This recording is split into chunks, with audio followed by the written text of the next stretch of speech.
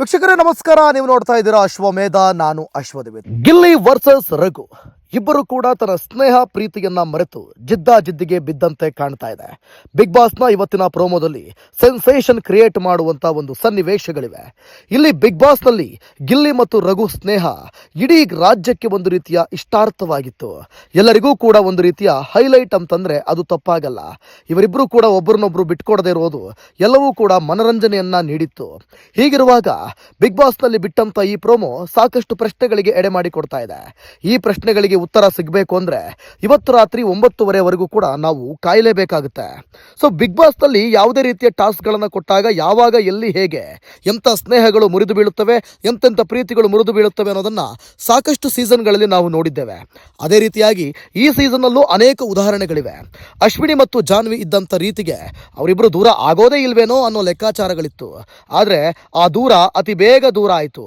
So ಮತ್ತೆ ಒಂದಾದ್ರು, ಮತ್ತೆ ದೂರ ಆದ್ರು, ಈ ರೀತಿ ಆಗ್ತಾ ಇರುತ್ತೆ. ಇನ್ನು ಹಲವು ಉದಾಹರಣೆಗಳು ತುಂಬಾ ಇವೆ. ಮಾಳು ಮತ್ತೆ ಸ್ಪಂದನ ಆಗಿರ್ಬೋದು, ಅವರು ಕೂಡ ಇತ್ತೀಚೆಗೆ ದಿನಮಾನಸಗಳಲ್ಲಿ ಸರಿಯಾಗಿಲ್ಲ.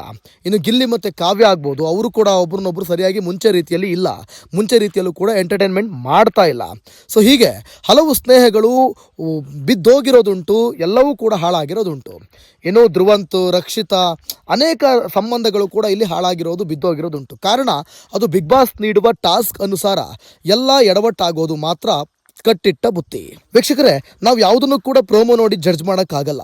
ಸೊ ನಾನು ಹೇಳ್ತಾ ಇರೋದು ನಿಮಗೆ, ಪ್ರೋಮೋ ನೋಡಿ ಯಾವುದನ್ನು ಕೂಡ ಜಡ್ಜ್ ಮಾಡಬೇಡಿ. ಕಂಪ್ಲೀಟ್ ಆಗಿ ಕಾರ್ಯಕ್ರಮವನ್ನು ನೋಡಿದಾಗಲೇ ಅದರ ಅರ್ಥ ಆಗೋದು. ಆದರೆ ಗಿಲ್ಲಿ ಮತ್ತು ರಘು ಅಂತ ಬಂದಾಗ ಇಲ್ಲಿ ಎಲ್ಲೋ ಒಂದು ಕಡೆ ಪ್ರೋಮೋದಲ್ಲೇ ನೋಡದಂತೆ ಇಲ್ಲಿ ಪ್ರೋಮೋದಲ್ಲಿ ಏನಿದೆಯೋ ಅದೇ ಕೂಡ ಕಾರ್ಯಕ್ರಮದಲ್ಲಿ ಇರೋ ಸಾಧ್ಯತೆಗಳಿವೆ. ಅರ್ಥಾತ್ ಇಬ್ಬರೂ ಕೂಡ ಸೀರಿಯಸ್ ಆಗಿ ಜಗಳ ಆಡ್ತಿದ್ದಾರೆ. ಅಲ್ಲಿ ಗಮನಿಸ್ಬೋದು, ನಿಮಗೆ ಕ್ಯಾಪ್ಟನ್ಗೆ ಒಂದು ಟಾಸ್ಕ್ ಅನ್ನು ನೀಡಲಾಗಿರುತ್ತೆ. ಪ್ರತಿ ಸಲ ಕ್ಯಾಪ್ಟನ್ ಆಗೋ ಆಸೆ ಪಡೋದು ದೊಡ್ಡದಲ್ಲ, ಆದರೆ ಕ್ಯಾಪ್ಟನ್ಶಿಪ್ ಅನ್ನು ನಿಭಾಯಿಸೋದು ಮತ್ತೆ ಅಲ್ಲಿ ಬರುವಂಥ ಒಂದಷ್ಟು ಟಾಸ್ಕ್ಗಳನ್ನು ಮತ್ತೆ ಬರುವಂಥ ಒಂದಷ್ಟು ಚಾಲೆಂಜ್ಗಳನ್ನು ಫೇಸ್ ಮಾಡೋದಿದೆಯಲ್ಲ, ಅದು ಅತಿ ದೊಡ್ಡ ಕಷ್ಟಕರವಾದಂಥ ಕೆಲಸ. ಸೊ ಅಲ್ಲಿ ಉದಾಹರಣೆಗೆ ನಿಮಗೆ ಗಮನಿಸ್ಬೋದು, ಈ ಹಿಂದೆ ಮಾಳು ಕ್ಯಾಪ್ಟನ್ ಆಗಿದ್ದಾಗ ನೇರವಾಗಿ ನಾಮಿನೇಟ್ ಮಾಡುವಂಥ ಪರಿಸ್ಥಿತಿ ಬಂದಾಗ ನಿಮಗೆ ಸಗಣಿ ನೀರು ಕಸ ಈ ರೀತಿಯಾಗಿ ಒಂದಷ್ಟು ಅವ್ರ ಮೇಲೆ ಹಾಕಬೇಕು ಅಂತಿತ್ತು. ಅದು ಎಂಥ ಟಫ್ ಟಾಸ್ಕ್, ಅದೊಂದು ದೊಡ್ಡ ಚಾಲೆಂಜ್. ಆ ಚಾಲೆಂಜನ್ನು ನೀವು ಫೇಸ್ ಮಾಡೋದಿದೆಯಲ್ಲ, ಅದು ಅತಿ ದೊಡ್ಡ ಟಾಸ್ಕ್. ನಾವೇನು ಫಿಸಿಕಲ್ ಟಾಸ್ಕ್ ಆಡ್ತೀವಿ ಅದೆಲ್ಲದಕ್ಕಿಂತ ಅತಿ ದೊಡ್ಡ ವಿಚಾರ. ಸೊ ಹೀಗಿದ್ದಾಗ ಅದೇ ರೀತಿಯಾದಂಥ ಒಂದು ಚಾಲೆಂಜ್ ಫೇಸ್ ಮಾಡುವಂಥ ಸಮಯ ಕ್ಯಾಪ್ಟನ್ ಧನುಷ್ ಅವರಿಗೆ ಬಂದಿದೆ. ಕ್ಯಾಪ್ಟನ್ ಧನುಷ್ ಅವರು ಈಗ ನೇರವಾಗಿ ನಾಮಿನೇಟ್ ಮಾಡ್ತಾ ಇದ್ದಾರಾ, ಅಥವಾ ನಂಬರ್ಗಳನ್ನು ಕೊಟ್ಟು, ರ್ಯಾಂಕ್ಗಳನ್ನು ಕೊಟ್ಟು ಯಾರ್ಯಾರು ಹೆಂಗೆ ಅಂತ ಹೇಳುವಂಥ ಪರಿಸ್ಥಿತಿ ಬಂದಾಗಿದೆ. ಮನೆಯಲ್ಲಿ ಯಾರು ಮೊದಲನೇ ರ್ಯಾಂಕ್, ಯಾರು 11ನೇ ರ್ಯಾಂಕ್ ಅಂತ ಒಟ್ಟು 11 ಟೇಬಲ್ಗಳನ್ನು ಅಲ್ಲಿ ಇರಿಸಲಾಗಿದೆ. ನಂಬರ್ ಪ್ಲಾಟ್ಫಾರ್ಮ್ಗಳನ್ನು ಅಲ್ಲಿ ಇರಿಸಲಾಗಿದೆ. ಕ್ರಮಾನುಸಾರ ಎಲ್ಲರನ್ನೂ ಕೂಡ ನಿಲ್ಲಿಸಬೇಕು. ಅಲ್ಲಿ 11ನೇ ಸ್ಥಾನದಲ್ಲಿ ಮಾಳು ಇದ್ದಂತೆ ಕಾಣ್ತಾ ಇದೆ, ಮೊದಲನೇ ಸ್ಥಾನದಲ್ಲಿ ಕಾವ್ಯ ಇದ್ದಂತೆ ಕಾಣಿಸ್ತಾ ಇದೆ. ಇನ್ನು ಪ್ರೋಮೋದಲ್ಲಿ ತೋರಿಸಿರೋ ಹಾಗೆ 2ನೇ ಸ್ಥಾನದಲ್ಲಿ ಗಿಲ್ಲಿಯನ್ನು ನಿಲ್ಲಿಸಲಾಗುತ್ತೆ. ಯಾವಾಗ ಕ್ಯಾಪ್ಟನ್ ಧನುಷ್ ಗಿಲ್ಲಿಯನ್ನು 2ನೇ ಸ್ಥಾನಕ್ಕೆ ನಿಲ್ಲಿಸಿ, ಗಿಲ್ಲಿ ತಾನು ಅಂತ ಬಂದಾಗ, ತನ್ನದು ಅಂತ ಬಂದಾಗ ತನಗಾಗಿ ತಾನು ಸ್ಟ್ಯಾಂಡ್ ತೆಗೆದುಕೊಳ್ತಾನೆ ಅನ್ನುವಂಥ ರೀಸನ್ ಅನ್ನು ಕೊಟ್ಟು 2ನೇ ಸ್ಥಾನದಲ್ಲಿ ಧನುಷ್ ಗಿಲ್ಲಿಯನ್ನು ನಿಲ್ಲಿಸ್ತಾರೆ. ಆಗ ಗಿಲ್ಲಿಯನ್ನು ನಿಲ್ಲಿಸಿದ ತಕ್ಷಣಕ್ಕೆ ರಕ್ಷಿತಾ ರೊಚ್ಚಿಗೆ ಹೇಳ್ತಾಳೆ, ಮನೆಯಲ್ಲಿ ಏನೂ ಕೆಲಸ ಮಾಡೋಲ್ಲ, ಸೋಮಾರಿ ಹಾಗೆ ಬಿದ್ದಿರ್ತಾರೆ, ಈಗ ನೀವು ಅವರಿಗೆ 2ನೇ ಸ್ಥಾನವನ್ನು ಕೊಟ್ಟು ಈ ರೀತಿ ನೀವು ಆತನಿಗೆ 2ನೇ ಸ್ಥಾನದಲ್ಲಿ ನಿಲ್ಲಿಸಿರೋದು ಎಷ್ಟರ ಮಟ್ಟಿಗೆ ಸರಿ ಅಂತ ಆಕೆ ಪ್ರಶ್ನೆ ಮಾಡ್ತಾಳೆ. ಅದು ಪೂರ್ಣ ತೋರಿಸಿಲ್ಲ. ಅಲ್ಲಾಗಲೇ ಗಿಲ್ಲಿಯನ್ನು 2ನೇ ಸ್ಥಾನಕ್ಕೆ ನಿಲ್ಲಿಸೋದಕ್ಕಾಗಿ ಅಲ್ಲಿ ರಘುಗೂ ಕೂಡ ಕೋಪ ಬರುತ್ತೆ. ರಘುನು ಕೂಡ ಪ್ರಶ್ನೆ ಮಾಡ್ತಾರೆ, ಅವನು ಏನು ಕೆಲಸ ಮಾಡಲ್ಲ, ಏನಿಲ್ಲ, ರ್ಯಾಂಕ್ ನೀವು ಹೇಗೆ ಕೊಟ್ಟರಿ, ನಮಗೆ ಹೆಂಗೆ ಕೊನೆಯ ರ್ಯಾಂಕಲ್ಲಿ ನೀವು ತಂದು ನಿಲ್ಲಿಸಿದ್ದೀರಿ ಅಂತ. ಸೊ ಅದಕ್ಕೆ ಗಿಲ್ಲಿಗೂ ಮತ್ತು ರಘುಗೂ ಒಂದಷ್ಟು ಮಾತಿನ ಚಕಮಕಿ ಆಗುತ್ತೆ. ಕೆಲಸ ಮಾಡೋಕ್ಕಷ್ಟೇ ನಾವು ಬರೋದು, ಬಿಗ್ ಬಾಸ್ ಮನೆಗೆ ಏನು ಕೆಲಸ ಮಾಡೋಕ್ಕೆ ಬಂದಿದ್ದೀವ ಇಲ್ಲಿ ಅಂತ ಗಿಲ್ಲಿ ಕೇಳ್ತಾನೆ. ಮತ್ತು ತಟ್ಟೆನ ಹಿಡ್ಕೊಂಡು ಬಂದಿದೆಯಲ್ಲ ನೀನು, ತಟ್ಟೆನ ಹಿಡ್ಕೊಂಡು ನಿಂತ್ಕೊಂಡಿದೆಯಲ್ಲ, ಕಿಚನ್ ಮುಂದೆ ತಟ್ಟೆ ಹಿಡ್ಕೊಂಡು ಬರ್ತೀಯಲ್ಲ ಅಂತೇಳಿ ಎಲ್ಲೋ ಒಂದು ಕಡೆ ರಘು ಎಡವಟ್ಟು ಮಾಡಿದ್ರು ಅನ್ಸುತ್ತೆ. ಅದಕ್ಕೆ ಬೇರೆ ರೀತಿಯಾದಂಥ ಉತ್ತರವನ್ನೇ ಕೊಡ್ಬೋದಿತ್ತು. ಊಟದ ವಿಚಾರವಾಗಿ ಆ ರೀತಿ ಮಾತನಾಡೋದು ತಪ್ಪು. ಯಾಕಂತಂದರೆ ಊಟ ಎಲ್ರಿಗೂ ಬೇಕಾಗಿರುವಂಥದ್ದು. ಹಸಿವಾದಾಗ ಎಲ್ರಿಗೂ ಊಟ ಬೇಕು. ಕೆಲಸ ಮಾಡೋರು, ಕೆಲಸ ಮಾಡದಿದ್ದವರು ಅದಕ್ಕೆ ಏನು ಪನಿಷ್ಮೆಂಟ್ ಕೊಡಬೇಕೋ ಅದನ್ನು ಬಿಗ್ ಬಾಸ್ ಕೊಡ್ತಾರೆ. ಅದನ್ನು ಬಿಟ್ಟು ಈ ರೀತಿಯಾಗಿ ಊಟಕ್ಕೋಸ್ಕರ ಬಂದಿದ್ದೀಯಾ, ತಟ್ಟೆ ಹಿಡಿದು ನಿಂತಿರ್ತೀಯ ಮುಂಚೆ ಅಂತ ಹೇಳಿದಾಗ ಎಂಥವರಿಗೂ ಕೂಡ, ಎಂಥ ಕಾಮಿಡಿ ಮಾಡೋರಿಗೂ ಕೂಡ ಮನಸ್ಸಿಗೆ ನೋವಾಗುತ್ತೆ. ಅದೇ ಆಗಿದ್ದು ಗಿಲ್ಲಿಗೆ. ಯಾವಾಗ ಗಿಲ್ಲಿಗೆ ಮನಸ್ಸಿಗೆ ನೋವಾಯಿತೋ ಗಿಲ್ಲಿ ರೊಚ್ಚಿಗೆದ್ದು ಪ್ರಶ್ನೆಯನ್ನು ಮಾಡೋದಕ್ಕೆ ಮುಂದಾದಾಗ ಇಬ್ಬರಿಗೂ ಕೂಡ ಮಾರಾಮಾರಿ ಆಗುವಂತೆ ಒಂದು ರೀತಿ ಜಗಳಕ್ಕೆ ಬರುವಂಥ ಪರಿಸ್ಥಿತಿ ನಿರ್ಮಾಣ ಆಯಿತು. ಯಾವ ರೀತಿಯಾಗಿ ಅಂದರೆ ಒಬ್ಬರನ್ನೊಬ್ಬರು ಕೈ ಮಿಲಾಯಿಸ್ಕೊಂಡು ಜಗಳ ಮಾಡುವಂಥ ಹಂತಕ್ಕೆ ಬಂದಾಯಿತು. ಸೊ ಅಲ್ಲಿಗೆ ಇಡೀ ಮನೆಯವರೆಲ್ಲ ಕೂಡ ದೂರದಲ್ಲಿ ನಿಂತಿದ್ದವರು, ಅಕ್ಕಪಕ್ಕ ನಿಂತಿದ್ದವರೆಲ್ಲ ಸಮಾಧಾನ ಮಾಡುವಂಥ ಪ್ರಯತ್ನಕ್ಕೆ ಬರ್ತಾರೆ. ಅಲ್ಲಿಂದ ಧನುಷ್ ಕೂಡ ಓಡಿ ಬರ್ತಾನೆ. ಇಬ್ಬರನ್ನ ಕೈ ಮಿಲಾಯಿಸುವಂಥ ಪರಿಸ್ಥಿತಿಯನ್ನು ತಡೆಯೋದಕ್ಕೆ ಮುಂದಾಗ್ತಾರೆ. ಇಡೀ ಮನೆಯವರೆಲ್ಲ ಗಿಲ್ಲಿ ಮತ್ತು ರಘುನ ಸ್ಟಾಪ್ ಮಾಡೋಕ್ಕೆ ಮುಂದಾಗ್ತಾರೆ.